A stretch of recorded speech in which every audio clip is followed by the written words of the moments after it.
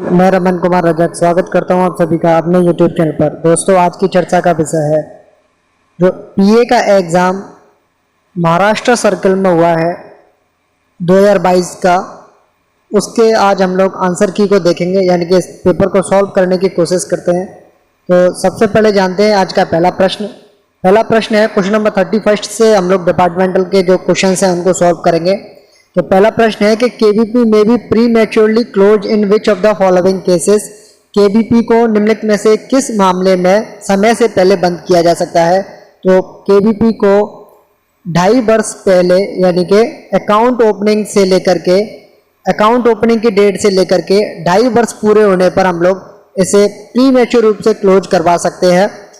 तो इस प्रश्न के लिए जो सही आंसर होगा वो होगा ऑप्शन नंबर ए। और केबीपी से संबंधित जो अदर फैक्ट हैं वो ये है कि आज की डेट में 124 मंथ्स के लिए केबीपी के अकाउंट्स हैं वो खोले जा रहे हैं और केबीपी के अकाउंट्स को मिनिमम 1000 रुपये से खोला जा सकता है। क्वेश्चन नंबर 32 में है कि which of the following facilities on post office saving bank account can be availed on request. डाकघर बचत खाते पर निम्नलिखित में से कौन सी सुविधा निवेदन पर प्राप्त की जा सकती है, ये प्रश्न पूछा गया है। तो जो पोस्ट ऑफिस का सेविंग अकाउंट होता है उस पर हम लोगों को एटीएम जारी करवा सकते हैं। हम लोग इसमें ई बैंकिंग, मोबाइल बैंकिंग जैसी सुविधाओं का लाभ ले सकते हैं। आधार की सीडिंग भी करवा सकते हैं। इसलिए इस प्रश्न के लिए जो सही आंसर होगा वो होगा option number D, all of the above. Question number 33 में पूछा गया है कि what is the joint A account. संयुक्त ए खाते क्या होते हैं, यानी कि पोस्ट ऑफिस में जॉइंट अकाउंट खोले जाते हैं। तो जॉइंट अकाउंट दो प्रकार के होते हैं, ए टाइप का होता है और एक बी टाइप का होता है। तो प्रश्न में पूछा गया कि जॉइंट ए अकाउंट क्या होते हैं। जॉइंट ए अकाउंट वो अकाउंट होते हैं जिनमें जितने भी अकाउंट होल्डर होते हैं वो सभी उस अकाउंट को ऑपरेट करते हैं। और जैसे किसी अकाउंट में अगर जैसे मान लेते हैं कोई पोस्ट ऑफिस का सेविंग अकाउंट है और उसमें 2 लोग उसमें जॉइंट में है, तो इन दोनों लोगों को जब भी विड्रॉल करना होगा तो साथ में आना होगा, जब भी इस अकाउंट को क्लोज करेंगे तो इन दोनों को आना होगा। वहीं जॉइंट बी में ये होता है कि अगर 2 लोग हैं तो इन 2 में से कोई भी विड्रॉल ले सकता है या अकाउंट क्लोज करवा सकता है। तो बेसिकली ये है कि जॉइंट अकाउंट में जितने भी अकाउंट होल्डर होंगे वो सभी इस अकाउंट को ऑपरेट कर सकते हैं, यानी कि ऑप्शन नंबर बी हो जाएगा इस प्रश्न के लिए सही आंसर। क्वेश्चन नंबर 34 में पूछा गया है कि which of the following statements with respect to maturity of PPF are false. PPF account के संदर्भ में निम्नलिखित में से कौन से स्टेटमेंट हैं वो गलत हैं, ये पूछा गया है। तो ऑप्शन नंबर ए में है कि on maturity depositor can retain maturity value in his or her account without further deposit at applicable PPF rates। Option number ए में है कि जब कोई पीपीएफ का जो अकाउंट है वो मैच्योर हो जाता है तो पीपीएफ होल्डर इस अकाउंट में बिना किसी विड्रॉल के इसे आगे अपने अमाउंट को रख सकता है और इस पर पीपीएफ रेट्स लागू होंगे। ऑप्शन नंबर बी में है कि अकाउंट होल्डर मैच्योरिटी के बाद में 15 साल के लिए इस अकाउंट को चला सकते हैं, यानी कि मैच्योरिटी पर जमा करता पीपीएफ खाते को लागू पीपीएफ ब्याज दरों पर 15 साल के खंड के लिए आगे बढ़ा सकता है। तो ऑप्शन नंबर ए और बी दोनों गलत हैं, इसलिए इस प्रश्न के लिए जो सही आंसर होगा वो होगा option number C, both A and B are false. Option number C हो जाएगा इस प्रश्न के लिए सही आंसर। क्वेश्चन नंबर 35 की बात करें। क्वेश्चन नंबर 35 में पूछा गया है कि which of the following statement with respect to SSA are correct. Sukanya Samriddhi के जो अकाउंट्स होते हैं उनसे संबंधित कौन सा कथन सही है, यह पूछा गया है। ऑप्शन नंबर 1 में है कि it can be open with minimum 250 rupees, यानी कि ऐसे खातों को 250 रुपये से खोला जा सकता है और एक वित्तीय वर्ष में मैक्सिमम 1.5 लाख रुपए जमा करवाए जा सकते हैं with the multiple of 50 rupees. Option number A बिल्कुल करेक्ट है। ऑप्शन नंबर बी में है कि maximum 12 deposits can be made in a financial year. Option number B गलत है। एसएससी के अकाउंट में कितने भी ट्रांजैक्शन एक वित्तीय वर्ष में किए जा सकते हैं। ऑप्शन नंबर सी में है कि deposit can be made up to completion of 15 years from the date of opening, यानी कि जब भी अकाउंट खोला जाता है उससे लेकर के 15 साल तक पैसा आपको जमा कराना होता है सुकन्या समृद्धि अकाउंट में। तो स्टेटमेंट नंबर 1 और 3 करेक्ट हैं, इसलिए इस प्रश्न के लिए जो सही आंसर होगा वो होगा option number C. Next question number 36 में पूछा गया है कि मैच द फॉलोइंग। यहाँ पर आपको सेविंग इंस्ट्रूमेंट्स दिए हुए हैं और यहाँ पर इंटरेस्ट कंपाउंडिंग फ्रीक्वेंसी दी हुई है, तो सिंपली आपको मैच करना है कि कौन सा किस से मैच करता है। तो 5 ईयर की जो टीडी होती है, ये जो अकाउंट्स होते हैं 5 ईयर के टीडी वाले, वो किस तरीके से इन पर इंटरेस्ट दी जाती है, सिंपली ये पूछा गया है। तो ऐसे अकाउंट्स पर क्वार्टरली इंटरेस्ट पे की जाती है, यानी कि फर्स्ट के लिए हो जाएगा बी ऑप्शन करेक्ट। तो ऑप्शन नंबर बी और सी सही है, ए और डी बिल्कुल गलत हैं। SCSS के जो अकाउंट्स होते हैं उनकी जो इंटरेस्ट है वो क्वार्टरली दी जाती है और पेड की जाती है, यानी कि ऑप्शन नंबर सी सही हो जाएगा इसके लिए, SCSS के लिए। तो यानी कि बी और सी अभी तक ठीक है। ऑप्शन नंबर 3 स्टेटमेंट नंबर 3 कहें MIS में जो इंटरेस्ट है वो मंथली दी जाती है। तो MIS के लिए मंथली का मतलब हो गया 3 के लिए 1, तो ऑप्शन नंबर सी इसके लिए सही आंसर हो जाएगा। तो आपका जो मैचिंग है उसमें आप लोग मैच करेंगे तो ऑप्शन नंबर सी हो जाएगा इस प्रश्न के लिए सही आंसर। क्वेश्चन नंबर 37 में पूछा गया है कि India post payments banks provide a variety of product and services which of the following services are not provided by IPPB। India post payment bank के द्वारा निम्नलिखित में से कौन सी सुविधा है वो प्रदान नहीं की जाती है। तो बिल्स एंड यूटिलिटी के पेमेंट्स हैं वो किए जाते हैं IPPB के माध्यम से। IPPB में करंट अकाउंट खोले जा सकते हैं, IPPB में डायरेक्ट बेनिफिट ट्रांसफर्स लिए जा सकते हैं, लेकिन IPPB में फिक्स डिपॉजिट अकाउंट की सुविधा है वो फिलहाल उपलब्ध नहीं है, इसलिए इस प्रश्न के लिए सही आंसर होगा वो option number D. Question number 38 में पूछा गया कि which of the following is not a payments bank. निम्नलिखित में से कौन सी एक पेमेंट्स बैंक नहीं है। तो एयरटेल पेमेंट्स बैंक इंडिया में उपलब्ध है, इसके साथ साथ में NSDL पेमेंट्स बैंक इंडिया में उपलब्ध है, इंडिया पोस्ट पेमेंट बैंक्स भी इंडिया में उपलब्ध है, लेकिन CDSL पेमेंट्स बैंक इंडिया में उपलब्ध नहीं है, इसलिए इस प्रश्न के लिए सही आंसर होगा वो होगा option number D. Question number 39 में पूछा गया कि what does CN22 and CN23 indicate. CN22 और CN23 क्या दर्शाता है। तो बेसिकली CN22 और CN23 कस्टम डिक्लेरेशंस के फॉर्म है, इसलिए इस प्रश्न के लिए सही आंसर होगा वो होगा option number D. Question number 40 में पूछा गया कि department of post offers 25% discount to its BNPL corporate customer for a monthly revenue of, यानी कि डाक विभाग 25% का डिस्काउंट देता है अपने BNPL के कॉर्पोरेट कस्टमर्स के लिए। कब देगा, जब उनका मंथली रेवेन्यू कितना होना चाहिए ये पूछा गया है। तो उनका मंथली रेवेन्यू 1 करोड़ से लेकर के 5 करोड़ तक के बीच होना चाहिए, यानी कि ऑप्शन नंबर सी हो जाएगा इस प्रश्न के लिए सही आंसर। नेक्स्ट क्वेश्चन नंबर 41 में पूछा गया कि authorise balance in post offices include. डाकघरों में प्राधिकृत शेष में क्या शामिल होता है।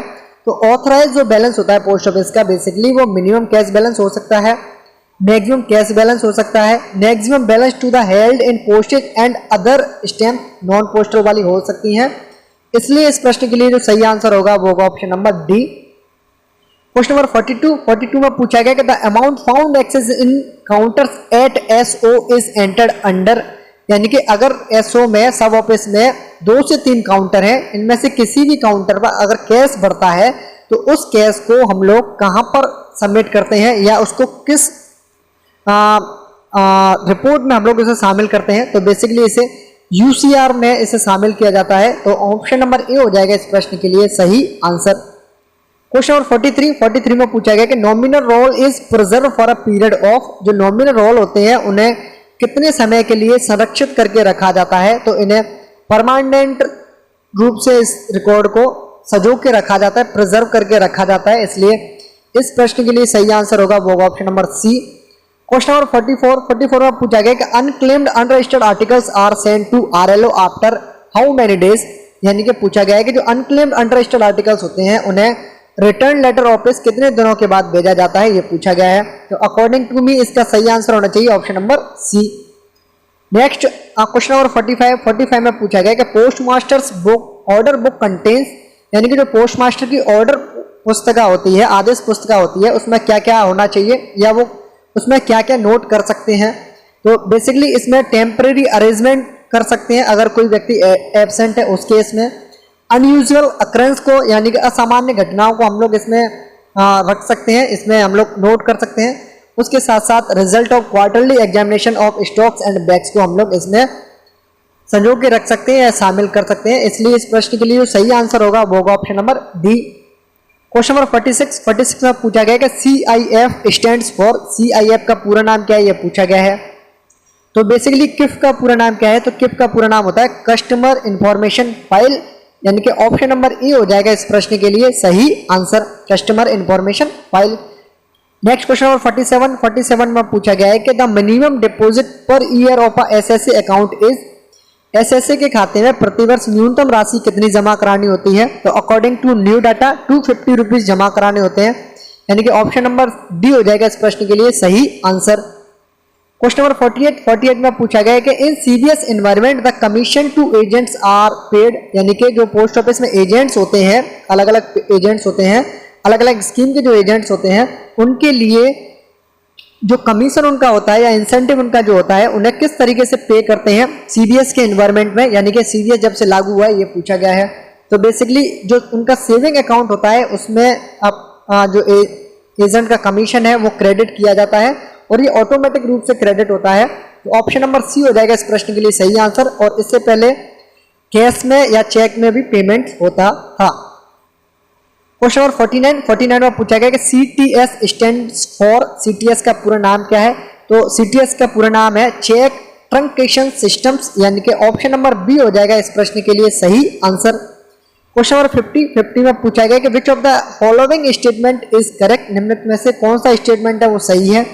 पहला स्टेटमेंट में है कि SP के जो बारकोड होते हैं, स्पीड पोस्ट के जो बारकोड होते हैं, उनमें जो पहला अक्षर है वो ई से स्टार्ट होता है, लेकिन जो दूसरा उसका जो लेटर है वो किस को दर्शाता है ये पूछा गया है। तो बेसिकली ये सर्किल नेम को दर्शाता है। ऐसे ही रजिस्टर्ड आर्टिकल्स में पहला अक्षर R से शुरू होता है और जो दूसरा है वो किसको दर्शाता है, ये दूसरा दर्शाता है कि किस सर्किल का ये आर्टिकल बुक हुआ है, ये बेसिकली इनको दर्शाते हैं। तो ऑप्शन नंबर सी हो जाएगा इस प्रश्न के लिए सही आंसर। स्टेटमेंट ए और बी दोनों करेक्ट हैं, इसलिए ऑप्शन नंबर सी हो जाएगा इस प्रश्न के लिए सही आंसर। क्वेश्चन नंबर 51 में पूछा गया कि which of the following statements are correct, निम्नलिखित में से कौन सा कथन सही है ये पूछा गया है। तो पहले स्टेटमेंट में है कि each postal region in a postal circle is divided into divisions. तो ये पूछा गया है कि जो पोस्टल के जो रीजन्स होते हैं, यानी कि बेसिकली मैं आपको ये समझाता हूँ कि ये इंडिया है, इंडिया को टोटल 23 सर्कल्स में बांटा गया है और प्रत्येक सर्किल को फर्दर रीजन्स और डिवीजन्स में बांटा गया है। तो ये है इसका डिवाइडेशन। तो पहला स्टेटमेंट है कि each postal region in a postal circle is divided into divisions, बिल्कुल सही बात है। प्रत्येक रीजन को अलग अलग डिवीजन्स में बांटा जाता है और ईच पोस्टल सर्कल्स को रीजन्स में बांटा जाता है, ये भी बिल्कुल सही है। तो स्टेटमेंट नंबर 1 और 2 दोनों सही हैं, इसलिए इस प्रश्न के लिए जो सही आंसर होगा वो होगा option number C. Question number 52 में पूछा गया है कि match the following circle name with their headquarters, यानी कि निम्नलिखित सर्कलों के नाम को उनके मुख्यालय से जोड़िए। तो महाराष्ट्र सर्कल का जो मुख्यालय है वो मुंबई में स्थित है, यानी कि ए का हो जाएगा 4। तो ऑप्शन नंबर बी और सी सही है, ए और डी बिल्कुल गलत है।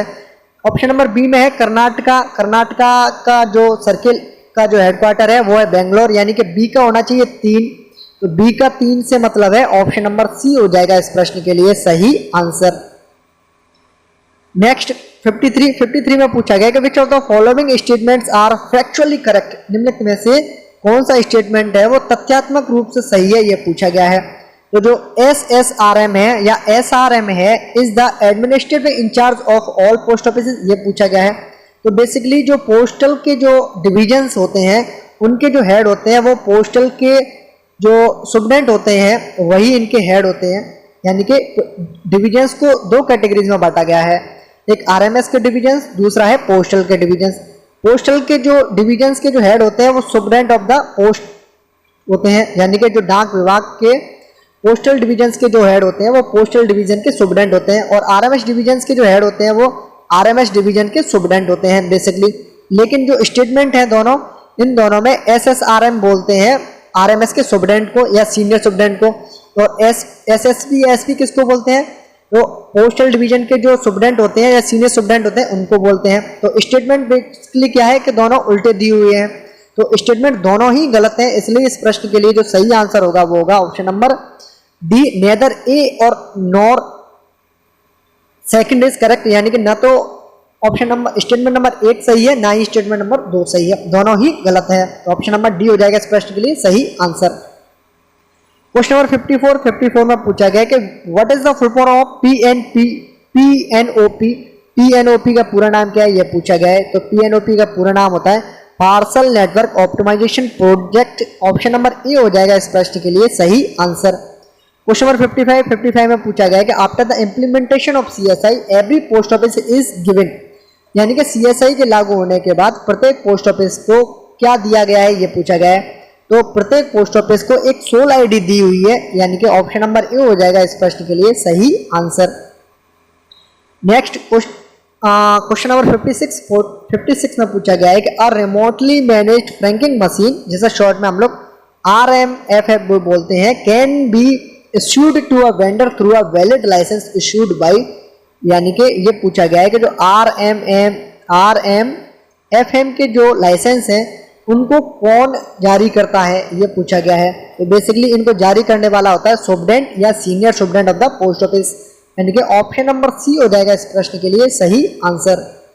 नेक्स्ट क्वेश्चन नंबर 57 में पूछा गया है कि which of the following statements regarding remotely managed franking machine is correct. तो स्टेटमेंट नंबर 1 में है कि an advertisement may appear alongside the date stamp impression, यानी कि जो तारीख मोहर है वो छाप के साथ एक विज्ञापन प्रदर्शित हो सकता है। स्टेटमेंट नंबर ए में ये पूछा गया है। स्टेटमेंट नंबर 2 में है कि the franked impression must preferably be the top right corner of the article, यानी कि जो फ्रैंकिंग मशीन की जो छाप है वो डाक वस्तु के ऊपरी दाएं कोने में होनी चाहिए। तो स्टेटमेंट नंबर 1 और 2 दोनों सही हैं, इसलिए ऑप्शन नंबर सी हो जाएगा इस प्रश्न के लिए सही आंसर। क्वेश्चन नंबर 58 में पूछा गया कि registered letter can be delivered to, यानी कि जो पंजीकृत पत्र है वो निम्नलिखित में से किनको वितरित किए जाते हैं। तो जो रजिस्टर्ड लेटर्स होते हैं वो केवल और केवल जो प्राप्त करता है एड्रेस ही है, सिर्फ उन्हीं को ही डिलीवर किए जा सकते हैं, इसलिए इस प्रश्न के लिए सही आंसर होगा वो होगा ऑप्शन नंबर ए। स्पीड पोस्ट के आर्टिकल्स को हम लोग सेम डे डिलीवरी के कारण उनके नियर बाई जो भी है, यानी कि रिलेटिव्स वगैरह हैं जो पाने वाला है उनको दे सकते हैं, लेकिन रजिस्टर्ड आर्टिकल को हम लोग सिर्फ और सिर्फ जो एड्रेस ही है पाने वाला जो है प्राप्त करता है सिर्फ उसी को ही दे सकते हैं, इसलिए ऑप्शन नंबर ए होगा इस प्रश्न के लिए सही आंसर। क्वेश्चन नंबर 59 में पूछा गया कि which of the following statements regarding accountable article is correct.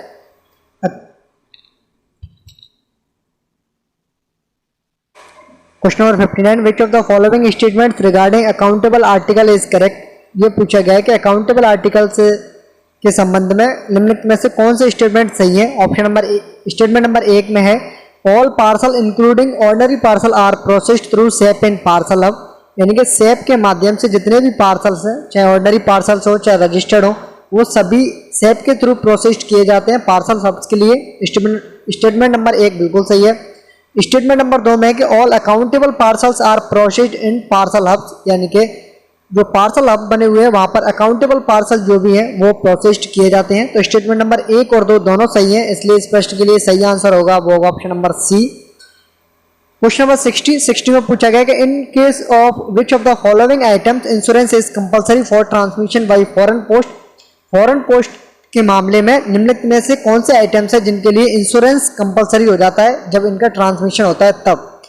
Option number 1 में है बैंक नोट्स, तो इसके लिए इंश्योरेंस कंपलसरी है। प्रीशियस स्टोन्स यानी कि कीमती जो रत्न वगैरह हैं उनके लिए भी इंश्योरेंस कंपलसरी है। ज्वेलरी यानी कि आभूषण के लिए भी इंश्योरेंस है वो कंपलसरी है, इसलिए ऑप्शन नंबर डी हो जाएगा इस प्रश्न के लिए सही आंसर। नेक्स्ट क्वेश्चन नंबर 61 में पूछा गया custom control is excised on which of the following, यानी कि निम्नलिखित में से किस पर सीमा शुल्क नियंत्रण का प्रयोग किया जाता है। तो कस्टम कंट्रोल किन के ऊपर होता है, तो ऐसे आर्टिकल्स जिनको इंडिया में बुक किया जाता हो, लेकिन इंडिया पोस्ट की जो भी जुडिक्शंस है जहां पर इनका अधीन आते हैं, इंडिया पोस्ट के एरिया में जो भी आते हैं, यानी कि ऐसा एरिया जो कि इंडिया पोस्ट के एरिया में आता है जहां पर बुकिंग भी इंडिया में हो और वितरण भी इंडिया में होना हो, तो ऐसे आर्टिकल्स के अलावा जो भी आर्टिकल्स बाहर जाते हैं इंडिया की टेरिटरी से या इंडिया की सीमा से बाहर जो भी जाते हैं, तो उसके लिए कस्टम कंट्रोल होता है। तो ऑप्शन नंबर बी होना चाहिए इस प्रश्न का सही answer. Articles posted in India to be delivered outside limits of India, यानी कि भारत में ऐसे आर्टिकल जो इंडिया में तो बुक किए जाते हो लेकिन भारत की सीमा से बाहर उनको डिलीवर्ड होना हो, तो उस केस में कस्टम डिक्लेरेशंस का जो काम है या सीमा शुल्क नियंत्रण है वो लागू हो जाता है। तो ऑप्शन नंबर बी होगा इस प्रश्न के लिए सही आंसर। क्वेश्चन नंबर 62 में है कि on receiving the directives from custom department of post act upon which of the following, यानी कि सीमा शुल्क विभाग से निर्देश प्राप्त होने पर डाक विभाग निम्न में से किस पर कार्य करता है। तो जब भी कोई इंस्ट्रक्शंस कहाँ से आते हैं, सीमा शुल्क विभाग से आते हैं, तो उस केस में पोस्ट ऑफिस किसी भी आर्टिकल को डिटेन कर सकता है, यानी कि डाक वस्तु को रोक सकता है, डिटेन कर सकता है, ऑनवर्ड ट्रांसमिशन ऑफ आर्टिकल्स कर सकता है, डाक वस्तु का आगे पारेषण कर सकता है, रिटर्न टू द ओरिजिन, यानी कि जहाँ पर इसका मूल है, यहाँ से ये बुक हुआ है या जहाँ का भी है ये, वहाँ पर इसे वापस भेज सकते हैं। उसके साथ साथ में कलेक्शन ऑफ कस्टम ड्यूटीज, ये सारी जो जिम्मेदारियां हैं वो पोस्ट ऑफिस करता है। कब? जब सीमा शुल्क विभाग से निर्देश प्राप्त होते हैं उस केस में। तो यानी कि स्टेटमेंट 1, 2, 3, 4 चारों सही है, तो ऑप्शन नंबर डी हो जाएगा इस प्रश्न के लिए सही आंसर। क्वेश्चन नंबर 63 में है कि the postal appraisal who assesses postal articles for custom control has his office in which of the following, यानी कि डाक मूल्यांकन जो सीमा शुल्क नियंत्रण के लिए डाक का मूल्यांकन करता है उसका कार्यालय निम्नलिखित में से किसमें है, ये पूछा गया है। तो बेसिकली क्या पूछा गया है आपसे वो सारी चीजें बताता हूं मैं आपसे। तो कोई ऐसा आर्टिकल, ऐसा कोई पोस्टल आर्टिकल जो कि कस्टम कंट्रोल के जो पोस्टल अप्रेजर हैं उनसे असेस होता है, उनके लिए जो मूल्यांकन होता है, बेसिकली ये पूछा गया है कि उनको कौन मूल्यांकन करता है। ये फॉरेन पोस्ट ऑफिस में होता है ये काम, या कस्टम कंट्रोल ऑफिस में होता है, या जनरल पोस्ट ऑफिस में होता है, या डायरेक्टिव ऑफ कस्टम, किस में होता है ये काम, बेसिकली ये पूछा गया है आपसे। तो ये जो काम है वो फॉरेन पोस्ट ऑफिस में किया जाता है, इसलिए ऑप्शन नंबर ए हो जाएगा इस प्रश्न के लिए सही answer. Question number 64, custom control involves, यानी कि सीमा शुल्क नियंत्रण में क्या क्या शामिल है। तो इसमें क्या कर सकते हैं सीमा शुल्क नियंत्रण में, तो बेसिकली इसमें किसी भी आर्टिकल को ओपन करके उसका एग्जाम कर सकते हैं, यानी कि इसमें क्या जा रहा है ये चेक कर सकते हैं। इम्पोजिशन ऑफ कस्टम ड्यूटी, सीमा शुल्क अधिरोपण कर सकते हैं, उसके ऊपर कस्टम ड्यूटी लगा सकते हैं। Production of documents from sender और एड्रेसी, यानी कि एड्रेसी या सेंडर से डाक के संदर्भ में कोई भी डॉक्यूमेंट्स ले सकते हैं, मंगवा सकते हैं, ये भी बिल्कुल सही है। तो ऑप्शन नंबर ए, बी, सी तीनों सही है, इसलिए इस प्रश्न के लिए सही आंसर होगा वो होगा option number D. Question number 65 में पूछा गया कि यूनिवर्सल पोस्टल यूनियन यूपीयू के जो हेडक्वार्टर्स हैं वो कहाँ पर हैं। तो यूपीयू के जो हेडक्वार्टर्स हैं या मुख्यालय हैं वो बर्न स्विट्जरलैंड में है, तो ऑप्शन नंबर बी हो जाएगा इस प्रश्न के लिए सही आंसर। और एपीपीयू के जो हेडक्वार्टर्स हैं वो कहाँ पर है, ये इस एग्जाम में ना पूछकर अगले एग्जाम से पूछा गया है। तो क्वेश्चन नंबर 66 में पूछा गया है कि which of the following statements with respect to aerogramme are correct. Aerogramme के संबंध में निम्नलिखित में से कौन सा कथन सही है। तो स्टेटमेंट नंबर 1 में है aerogramme is exclusively transmit by airmail, यानी कि एयरोग्राम है वो केवल हवाई डाक द्वारा प्रेषित होता है, बिल्कुल सही है। स्टेटमेंट नंबर 2 में है कि aerogramme has no corresponding category in surface mail, यानी कि जो सरफेस मेल की जो कैटेगरीज हैं उनमें एयरोग्राम होता नहीं है, बिल्कुल सही है। सरफेस मेल में अगर ये शामिल होता तो ये हवाई डाक से कैसे जा सकता था, ये भी है। तो ऑप्शन नंबर ए और बी, यानी कि स्टेटमेंट नंबर ए और बी दोनों सही हैं, इसलिए इस प्रश्न के लिए जो सही आंसर होगा वो होगा option number C, both first and second statements are correct. Question number 67, which of the following are accountable parcels, निम्नलिखित में से कौन सा लेखादेय पार्सल है ये पूछा गया है। तो speed post parcel, business parcel और रजिस्टर्ड पार्सल्स तीनों ही पार्सल्स अकाउंटेबल हैं, इसलिए इस प्रश्न के लिए सही आंसर होगा वो होगा option number D. Question number 68 में पूछा गया कि complaints regarding assessment of custom duty are handled by, यानी कि सीमा शुल्क के निर्धारण से संबंधित शिकायतों का निपटारा किसके द्वारा किया जाता है ये पूछा गया है। तो इस प्रश्न के लिए जो सही आंसर होगा वो होगा फॉरेन पोस्ट ऑफिस के जो भी इंचार्ज है या कस्टम के जो भी ऑफिसर्स हैं उनके द्वारा किया जाता है। इसलिए इस प्रश्न के लिए सही आंसर होगा वो होगा option number D. Question number 69 में पूछा गया कि receipt for custom duty paid can be issued by, यानी कि भुगतान किए गए सीमा शुल्क की रसीदें किसके द्वारा जारी की जा सकती हैं। तो इन्हें फॉरेन पोस्ट ऑफिस भी जारी कर सकता है और सभी हेड पोस्ट ऑफिस जहां पर ऐसे कार्य किए जाते हैं वो भी इशू कर सकते हैं। तो इसलिए ऑप्शन नंबर सी हो जाएगा इस प्रश्न के लिए सही आंसर।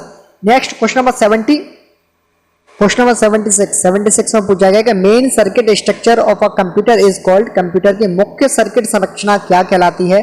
तो इसे कहते हैं मदरबोर्ड, यानी कि ऑप्शन नंबर सी हो जाएगा इस प्रश्न के लिए सही आंसर। क्वेश्चन नंबर 77 में पूछा गया कि what is an Ethernet port used for, Ethernet port किसके लिए यूज किया जाता है। तो इसमें बेसिकली क्या होता है कि जो कनेक्टिंग पेरिफेरल्स हैं, यानी कि एक से ज़्यादा जो भी डिवाइसेज हैं उनको कनेक्ट करने के लिए ईथरनेट का प्रयोग किया जाता है। ऑप्शन नंबर सी हो जाएगा इस प्रश्न के लिए सही आंसर। क्वेश्चन नंबर 78 में पूछा गया कि Windows, macOS and Linux are example, और यानी कि विंडोज, मैकोज और लिनक्स किसके एग्जाम्पल्स हैं। तो ये ऑपरेटिंग सिस्टम्स के एग्जाम्पल्स हैं, यानी कि ऑप्शन नंबर डी हो जाएगा इस प्रश्न के लिए सही आंसर। क्वेश्चन नंबर 79 में पूछा गया कि GUI in computer system stands for which of the following. GUI की फुल फॉर्म पूछी गई है कि GUI का पूरा नाम क्या होता है। तो GUI का पूरा नाम है ग्राफिकल यूजर इंटरफेस, यानी कि ऑप्शन नंबर सी हो जाएगा इस प्रश्न के लिए सही आंसर।